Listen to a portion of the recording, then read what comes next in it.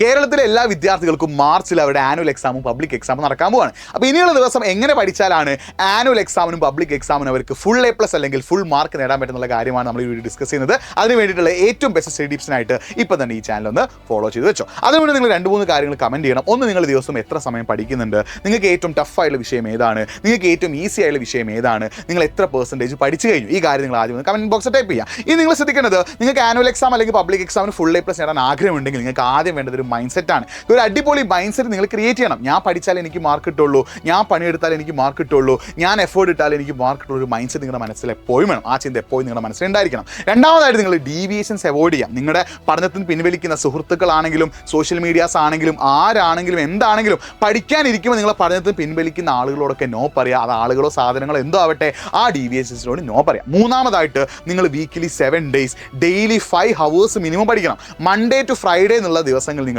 ദിവസവും 5 മണിക്കൂർ പഠിക്കണം. രാവിലെ 2 മണിക്കൂറും വൈകിട്ട് 3 മണിക്കൂറും. ഇനി സാറ്റർഡേ ആൻഡ് സൺഡേസിൽ നിങ്ങൾ എന്ത് ചെയ്യുക, മൺഡേ ടു ഫ്രൈഡേ പഠിച്ച കാര്യങ്ങൾ നിങ്ങൾ എന്ത് ചെയ്യുക, റിവൈസ് ചെയ്യുക. അടുത്തായിട്ട് നിങ്ങൾ ചെയ്യേണ്ടത്, നിങ്ങൾ പോസിറ്റീവ് എനർജി ക്രിയേറ്റ് ചെയ്യുക. നിങ്ങൾ പഠിക്കാനിരിക്കുമ്പോൾ എപ്പോഴും നിങ്ങളുടെ മനസ്സിൽ എന്ത് വേണം, പോസിറ്റീവ് എനർജി വേണം. അതിനായിട്ട് നിങ്ങൾ പോസിറ്റീവ് എനർജി തരുന്ന ആളോട് സംസാരിക്കുക. നിങ്ങളെ ചടപ്പിക്കുന്ന നെഗറ്റീവായിട്ടുള്ള കാര്യങ്ങൾ പറയുന്ന ആളോട് എന്ത് ചെയ്യാതിരിക്കുക, സംസാരിക്കാതിരിക്കുക. എപ്പോഴും ഒരു പോസിറ്റീവ് മൈൻഡ് സെറ്റിൽ പഠിച്ചു തുടങ്ങുക. അഞ്ചാമതായിട്ട് നിങ്ങൾ ചെയ്യേണ്ടത്, നിങ്ങൾ ഉറക്കം, ഫുഡ്, വെള്ളം, അതേപോലെ തന്നെ മോർണിംഗ് വർക്കൗട്ട് എന്നുള്ള കാര്യങ്ങളൊക്കെ പ്രോപ്പറായിട്ട് ചെയ്യുക. നിങ്ങൾ ഡെയിലി 7.5 hours എങ്കിലും മിനിമം ഉറങ്ങിയിരിക്കണം. അത് 10 to 5:30 ആണെങ്കിൽ ഏറ്റവും നല്ലത്. അതുപോലെ തന്നെ നിങ്ങളുടെ ഭക്ഷണം, വെള്ളമൊക്കെ നിങ്ങൾ പ്രോപ്പറാക്കുക. ഡെയിലി 3 നേരം ഓൺ ടൈമിൽ തന്നെ ഭക്ഷണം കഴിക്കുക. അതുപോലെ തന്നെ വെള്ളം പ്രോപ്പറായിട്ട് കുടിക്കുക. പിന്നെ ഡെയിലി രാവിലെ എഴുന്നേറ്റാൽ ഒരു പ്രോപ്പർ വർക്കൗട്ടൊക്കെ ചെയ്യുക. പിന്നെ നിങ്ങൾ പഠിക്കുമ്പോൾ ക്വസ്റ്റ്യൻസിലൂടെ റിവൈസ് ചെയ്യണം അല്ലേ, ക്വസ്റ്റ്യൻസ് നന്നായിട്ട് റെഫർ ചെയ്യണം. അതിനുവേണ്ടി നിങ്ങൾ കോൺസെപ്റ്റ് ക്ലിയർ ആക്കി വെക്കണം കേട്ടോ. കോണ്ടന്റ് അല്ലെങ്കിൽ കോൺസെപ്റ്റ് നിങ്ങൾ എന്ത് ചെയ്യുക, പ്രോപ്പർ ആക്കി വെക്കുക. എന്നിട്ട് നിങ്ങൾ ക്വസ്റ്റ്യൻസിലൂടെ റിവൈസ് ചെയ്യുക. ഈ രീതിയിലൊക്കെ പഠിക്കുകയാണെങ്കിൽ നിങ്ങൾ മാക്സിമം എഫേർട്ട് ഇട്ട് നിങ്ങൾക്ക് വേണ്ടി പഠിക്കുകയാണ്. നിങ്ങൾ പഠിച്ചാൽ നിങ്ങൾക്ക് മാർക്ക് കിട്ടണമെന്നില്ല ചിന്തയിൽ ഡെയിലി 5 hours വീക്കിലി 7 days നിങ്ങൾ പഠിക്കാൻ തയ്യാറാണെങ്കിൽ,